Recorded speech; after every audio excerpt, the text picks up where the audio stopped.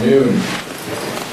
First, I want to congratulate all the Democratic candidates who won last night. We're now one step closer to taking back the majority. The Democrats are going to win big in November because we're laser focused on issues that the American public cares about.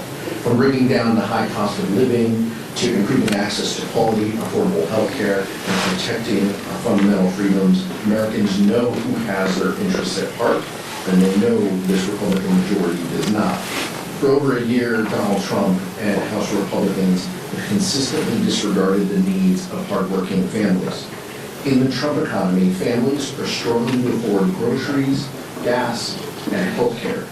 But rather than using their powers to help people, what they've decided to do is, just this week, offer $70 billion a blank check for ICE while gutting health care and food assistance programs and refusing to end costly conflict with Iran. And instead of lowering costs for Americans, Trump single-handedly is dividing his own party through his retribution campaign. He's nominating unqualified yes man to be his intelligence community chief, and he's making America's 250th birthday entirely about himself. The American people are paying attention, and they know what is happening, and they know this is not what they voted for. They voted to lower costs, and what they got was higher costs and chaos. People are working harder just to stay afloat while they watch Trump and his inner circle continue to enrich himself through backroom deals and stock trading and no-bid government contracts. Americans are ready to put an end to Trump and Republican corruption, and Democrats are stepping in. Democrats believe Americans' hardworking tax dollars should go to making people's lives better, not just to enrich Trump and his family. We'll keep fighting to ensure that that happens. Vice Chair Tim. Thank you, Chairman Aguilar. I want to thank the White House for repeatedly putting the National Economic Council Director, Kevin Hassett, on TV, because Kevin Hassett is really helping Democrats with our messaging. This is what Director Hassett recently said on national TV. Quote, "People are spending more on gas, but they're also spending more on everything else, not just groceries, but restaurants and so on." Kevin Hassett, you're exactly right. People are spending more because guess what? Inflation is up. Inflation is higher now than it was when Trump took office last year. Grocery prices are up, gas prices are up, consumer products are up. And what is Trump focused on? Putting his face on a $250 bill, putting his face on U.S. passports, and putting his name on airports. We ask Republicans and the Trump administration to do what the American people want, which is to lower costs. Now, I want to talk about another issue, which is the United States Supreme Court. There's this case in Alabama where the legislature has proposed a map that a panel of 3 federal appellate judges who are conservative put an injunction on. 2 of these federal appellate judges were appointed by Trump himself. One was initially appointed by Ronald Reagan.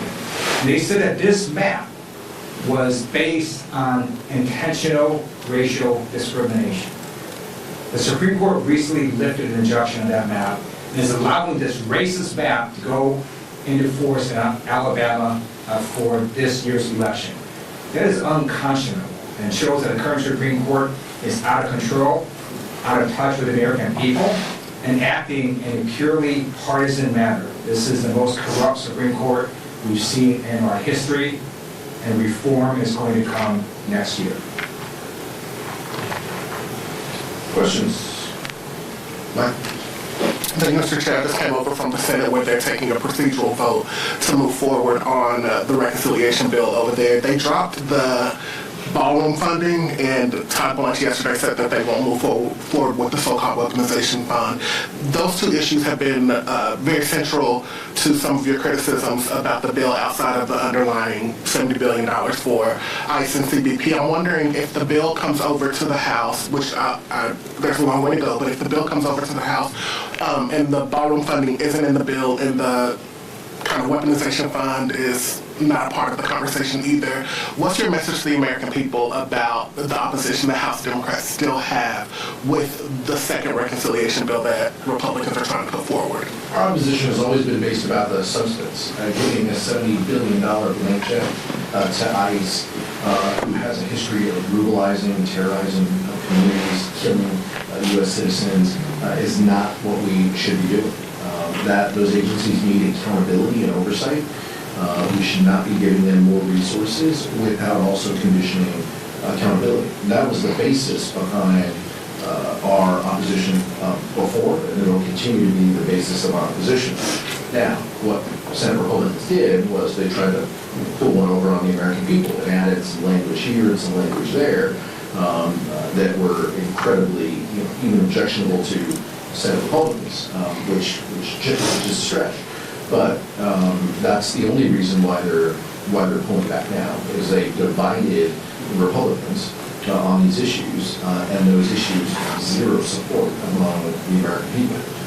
So we're going to continue to talk about this, especially the weaponization fund, because all of the language that they have put out still leaves them quite a bit of flexibility to move forward with this.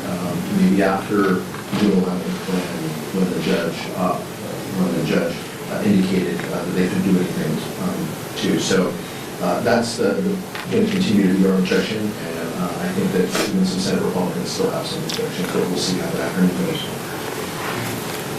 Thanks. We saw New York City Mayor Mamdani endorse against the chair of the Congressional Hispanic Caucus, Congressman Espaillat, the other day. As a member of the Hispanic Caucus, what's your reaction to this? And do you think the mayor is making the wrong political calculation here? Well, look, I can't speak to the mayor's political calculus here. That's not my job. What I can speak to is the job that Graham Espaillat does on behalf of leading the Congressional Hispanic Caucus, as well as a member here in Congress.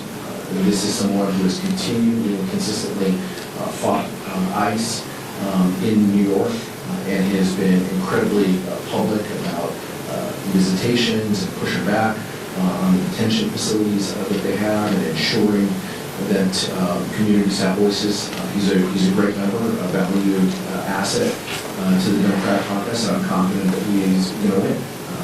That's what we're focused on, and I can't speak to what the mayor's political calculus is, but if it's focused on effectiveness and serving your constituents, and Adriano's doing the work. What do you plan to vote on Rashida Tlaib's Lebanon War Powers Resolution? I guess what is Democratic leadership's position on that more broadly? Continue to have discussions. I'm not sure that it's been called for a vote right now. I think that there's still some uncertainty as to when that will come up for a vote. There's been discussion about making some changes, so I think the first threshold question is, what are we voting on? Are we voting on what was kind of populated and the language that was out there, or are there some changes to the language? The language that she put out was based on an earlier resolution that she offered, which is another set. So once we have final text and we know when the vote is going to happen, then I'll have something to share, and I think members will be more open about their thoughts on the resolution, but we'll see what happens. Yeah. I want to ask about this reported ethics investigation into Congressman Jimmy Gomez. Have either of you had the chance to talk to your fellow Californian about it, and is this the kind of behavior that you find acceptable in the caucus?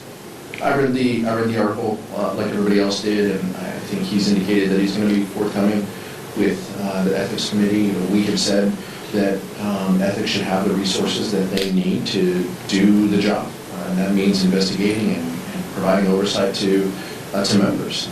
I genuinely believe that if there's something there for ethics to investigate, then they should have the resources to do it, and they should have the resources to do it in an effective way, in a way that meets some time thresholds. He's been very honest, according to the statement. He's been very honest about challenges that he's going through on the personal side, and I'll leave that between him and his family to work through. I have a question for Vice Chair Liu. These are my favorite questions, and all of you should take note. Thank you. This is as AI Task Force co-chair. Do you think that President Trump's executive order on AI goes far enough? I guess would be the first one. And then a follow-up is, how should the United States be working on AI to protect ourselves from AI threats in cybersecurity? I do not think the executive order goes far enough. I don't think a voluntary system does very much. I think we need to have federal legislation. And unfortunately, the entire strategy of the White House and of House Republican leadership has been to suppress legislation at the federal level, suppress legislation at the state level, and let the AI industry run wild. And that has caused a massive backlash from the American public. The American people are just asking for reasonable guardrails, and that's why Democrat leader Jeffries created an AI commission to put forth a framework for when Democrats take control next year, what we would do. Are you concerned about how long that might take? Do you think that it might be too out of control by next year? It's moving so fast. Well, that's why we have states that are passing laws and have been passing laws, and until Congress is able to act, you're going to have states do this in the meantime. Are you or any of your members meeting with Mr. Altman? I know he's on the Hill this week.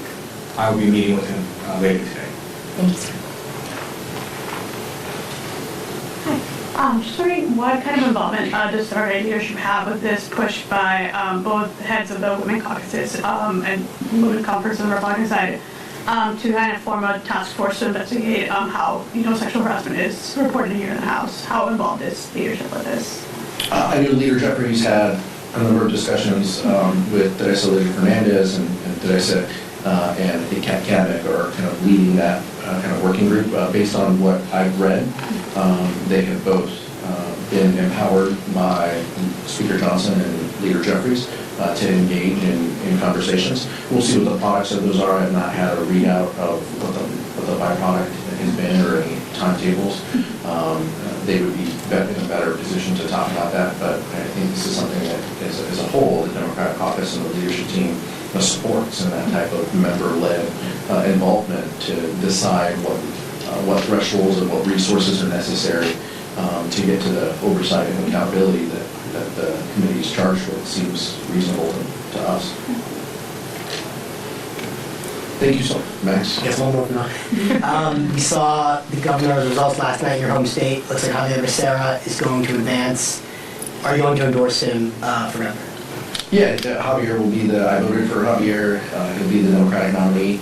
I'm sure as a delegation we'll do something to continue to support his efforts. And up and down the state, our candidates and ourselves included are going to be on a ballot with him. So we're invested in his success. We wish him well. He's somebody who we all know, and when the vice chair and I came to Congress, he was in this position and a leader here in Congress, and obviously went on to do state work as AG and Secretary of HHS. A great individual who's going to do a good job, and we'll be more public about what that looks like as a delegation. Andrew, last one. Yeah, there's the potential for a lockout in California's 6th district with Kevin Kiley, who's now an independent, in first, and potentially a Republican in second. If that's the case, I'm wondering how the Democratic caucus might approach that situation, especially given that that's effectively a Democratic-leaning district now. It's not going to happen. You're confident that I'm confident it's not going to happen. A Democrat's going to get into the top two there. Is the only person I think under this dome who has seen this firsthand. I've got some experience being locked out of and having two Republicans advance in a Democratic seat before your all time. But take a look at 2012, Pete Aguilar. But Pete Aguilar 1.0 as the staff calls it. And so I'm confident that Dr. Pham will get into the top two, and he'll have the support of the Democratic caucus as soon as the ballots are counted. And I know that's frustrating for some Republicans who don't believe in vote by mail and don't believe in everybody having an opportunity to exercise their right to vote. It takes some of these counties a little longer than others, and a little longer than we would like. But as long as they get a free, fair opportunity and get the count right, that's the only thing that matters. And so I'm confident Dr. Khan will get the top two. Sorry to belabor this. You said you kind of referenced it there. Do you think it's time for California to make changes about how it counts its votes? I think that the federal government can play a role and offer more resources to counties, obviously, to help. I think that each counties have different processes and rules, and I think the state needs to play a role in kind of consolidating some of those timelines and thresholds. But ultimately, fundamentally, it just comes down to a volume thing. I mean, every voter gets a mail ballot, and many of the voters, my household included, voted in the last 72 hours by mail, putting it in a drop box. And so sometimes, when the votes come all at the very end like that, it's going to take professionals a little longer to count. But I think that it's reasonable to have those conversations, and we'll abide by whatever the rules the voters put into statute or the state legislature deems is appropriate, working with county officials. Thank you, guys. Thank you.